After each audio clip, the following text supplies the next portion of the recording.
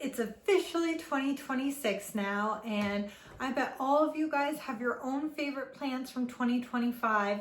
So in this video, I want to show you my top 7 plants of 2025. Welcome back to my channel, Rooted in Style. For those of you new here, my name is Melanie. So it's so hard to decide what my absolute favorite plant of the year is, but I think it's going to have to go to this one. Of things about this plant. So number one, I like the container. It's one of the woven ones, but it has the lining inside, so it's like a self-watering planter. And I just like how the leaves have all slightly different. So what I like about this plant is I actually like a lot of things about this plant. So number one, I like the container. It's one of the woven ones, but it has the lining inside, so it's like a self-watering planter. And I just like how the leaves have all slightly different colors. Like this leaf is much darker than these ones. This new one is coming in a little bit white, so I'm a little bit concerned. I don't want it to turn white on me. It may be under too much grow light, but I just like the colors, and even on each individual leaf there's patterns within it, and it has been really easy to care for and no pests. So I really have no complaints about this easygoing plant. I would highly recommend it. What do you guys think? Do you like it? I think the rest are really going to be in no particular order. Some of them you guys have seen. They're always on my top list. So we'll bring this one out next. So this is my, what is it called? Stefania erecta? Oh, Dioscorea elephantipes.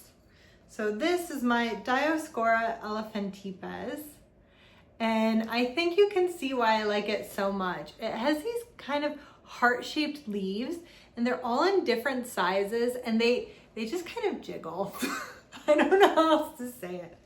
I don't know if you can hear it too. But yeah, it sounds nice, and it just looks so cool coming out of this rock-looking plant. Here, let me lift it out of the planter so you can see it better in the light. Yeah, so that plant looks like a rock, and it just grows these beautiful leaves, and I think it looks nice on just like this stick trellis because it's more earthy, and it gives me zero issues. No pests, it just grows.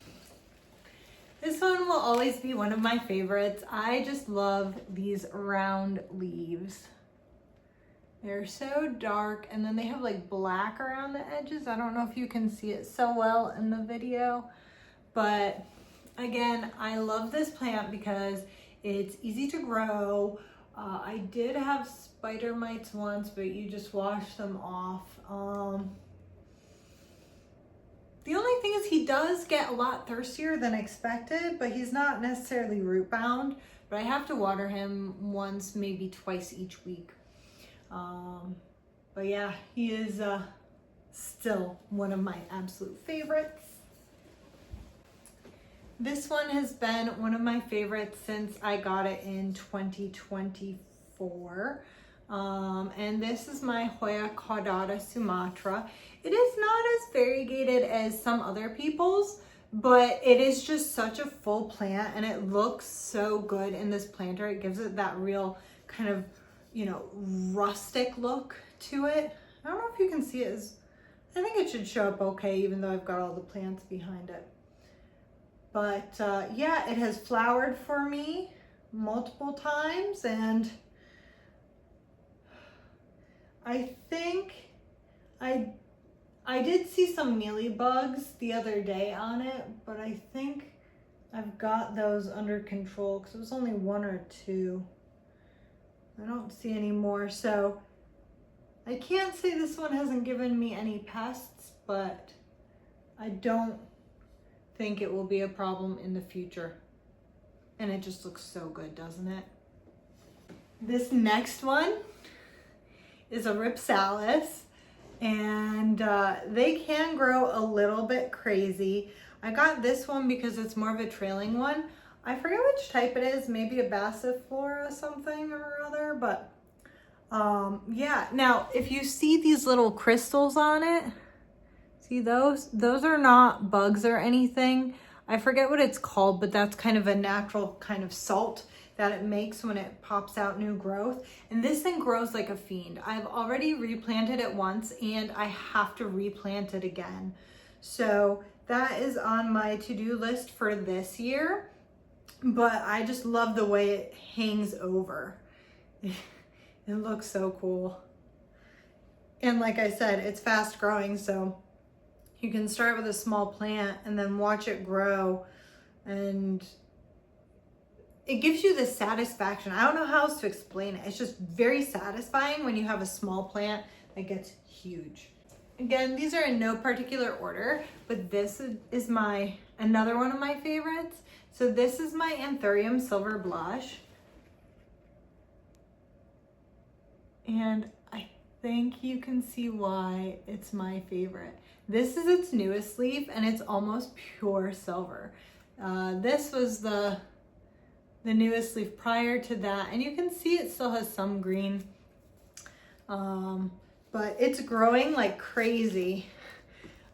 It also needs to be replanted, really badly, really badly. Oh gosh.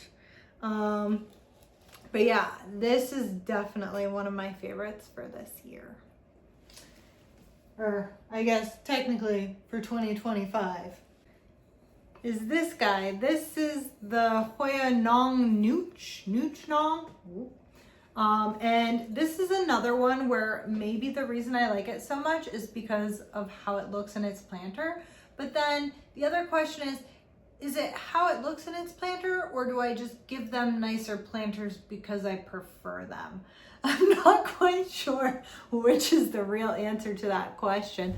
But if you look at the leaves, this is one of those Jurassic style Hoyas. And I am proud to say that he just put out this new leaf here for me. It's still growing, it's not hardened yet, but it has thick leaves and there is a little bit of fuzziness on the bottom.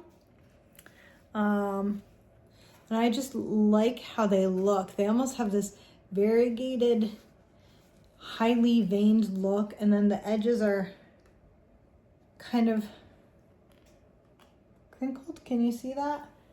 And it just, I like, again, I think my thing is that I don't necessarily like variegated plants per se, but I like the plants that have different shades of green in their leaves.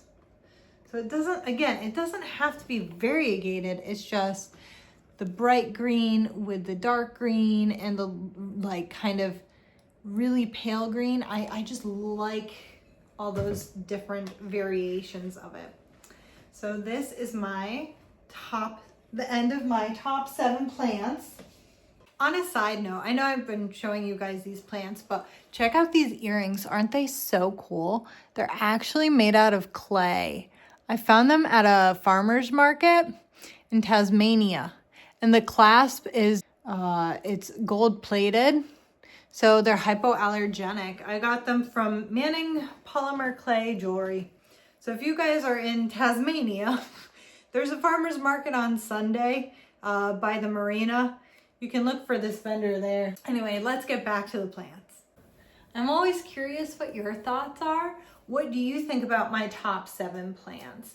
Do you guys have any of them in your collections? Are they some of your favorites? What are your top plants for 2025? And what are you looking forward to for 2026? Let me know down in the comments. And if you enjoyed this video, hit that thumbs up button, subscribe to my channel, and until next time, happy planting and stay rooted in style.